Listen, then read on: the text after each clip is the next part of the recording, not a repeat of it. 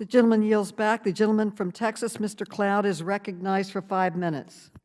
Thank you, Chairwoman. Before my 5 minutes, I ask unanimous consent to submit a few articles for the record. Without objection. These articles: with a pen stroke, President Joe Biden cancels the Keystone XL pipeline project. Biden lifts U.S. sanctions on major Russian pipeline. While Western nations kill energy, China builds coal plants by the dozen. China is planning to build 43 new coal-fired power plants. Russia projects oil output near post-Soviet highs in 2022. Europe has become a hostage to Russia over energy, analysts warn. Europe warns its gas prices surge will drive up food costs. Biden asks OPEC to up oil production while limiting U.S. energy production. Qatar Petroleum signs a 15-year LNG supply deal with China. Qatar Petroleum boosts LNG production. Qatar places a $760 million order with China for liquid gas ships. Energy costs are stoking inflation. Just look at U.S. gas prices. Home heating sticker shock. The cost of natural gas is up by 180%. Food prices poised to surge with fertilizer prices at the highest in years. Thank you. It's been said, of course, many times in this committee, in a number of hearings, that we are facing a national climate emergency, and I think it's important to put this conversation in context because, of course, any discussion on any climate solution must be a global one. We know the environment doesn't stop at our borders, and we have to be thoughtful in that when we are enacting policies and certainly discussing potential solutions. I think it's also important that we be able to have this conversation without the hysteria from the extreme left. Often there's a sad effort to get Americans to be fearful in order to get Americans to buy into increased government control in their lives in virtually every single aspect. And I would submit one more article. Climate-related deaths have plunged 99.9% since 1932. The world is not going to end in 10 years. People are not dying in record numbers because of climate change. Yes, we do want clean air and water, and yes, we should continue to make technological improvements to meet those goals. But Mr. Crabtree, you are not a policy wonk and therefore not breathing the DC air, and so I think you can give us kind of just the boots on the ground of an American perspective. We have a number of crises right now. We can talk about inflation, the price of food, the price of gas. We can talk about supply chain breakdown. We can talk about the crime epidemic in our communities as a result of the defund the police movement and open borders. We can talk about China's nuclear-capable hypersonic missile.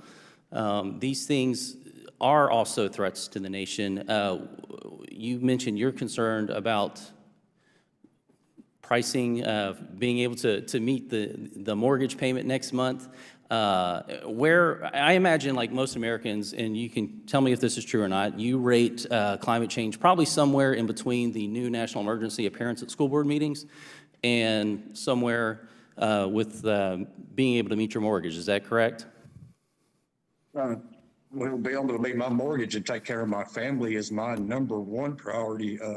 I do have concerns about the climate, but I think it's important that we realize we were talking about the negative effect of fossil fuels, but we've got to realize the benefits they've provided this country over the years. If you look at life expectancy in this country and the use of fossil fuels, they've gone up hand in hand. I appreciate that thought. I only have a couple more minutes, so I'm going to continue if I can. A U.S. National Intelligence Council report said this. It was put out in 2005. It said, in terms of size, speed, and directional flow, the transfer of global wealth and economic power is now underway, roughly from west to east.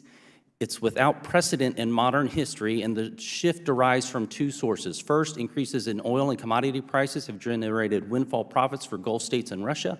Second, lower costs combined with government policies have shifted the locus of manufacturing and service industries overseas. And so basically it said that there's a massive shift going from the American people to nations overseas, and it was because of two reasons. One was oil and gas profits going overseas, and two, manufacturing going overseas. That report actually went on to say that this transfer was inevitable, it could not be stopped, yet the last administration, the Trump administration, showed us indeed that those two things could actually be reversed and give a great windfall for the American people. Now, the world's demand on energy is growing. That's a good thing. That's people coming out of poverty. That's people finding mobility. That's people having fuel to heat their homes many times for the first time. Mr. Summers, generally speaking, does the U.S. produce energy cleaner or more responsibly than, let's say, here's some of the other nations that produce, top producers of energy: Russia, Saudi Arabia, Iraq, Iran, Qatar, China? Where does the U.S. rank among those as far as producing energy responsibly? The gentleman's time has expired, but the gentleman may Madam Chair, answer the the first 2 question. minutes was submitting reports, articles for record. That's still your time. The gentleman may. I believe the rules. gentleman may answer your question. Let him answer your question. Madam Chair, that's not supposed to count against my time. Yes, it Madam Chair, point of order, I didn't think that submitting letters for the record counted against your questioning time. It does. But I'll grant the gentleman a little more time. The gentleman may answer your question. Okay. Where does the U.S. rank among some of the world's leaders in producing energy responsibly and Congressman, sustainably? thank you for your question. Based on the data that we have seen, the United States continues to produce these products in a way that is safer, better, and more responsibly produced from an environmental perspective than any other country on earth. Real quick, has the U.S. reduction in oil and gas production and exports led to a surge in other nations, say in the Middle East or Asia, adopting green technologies? Congressman, as an organization, we of course are focused on continuing to produce in an environmentally safe way these products that are demanded by world consumers. Right, but I think what we see in some of the articles that I mentioned before, what we see is as we reduce production, actually the world finds other sources that are less clean than United States production to meet the demand.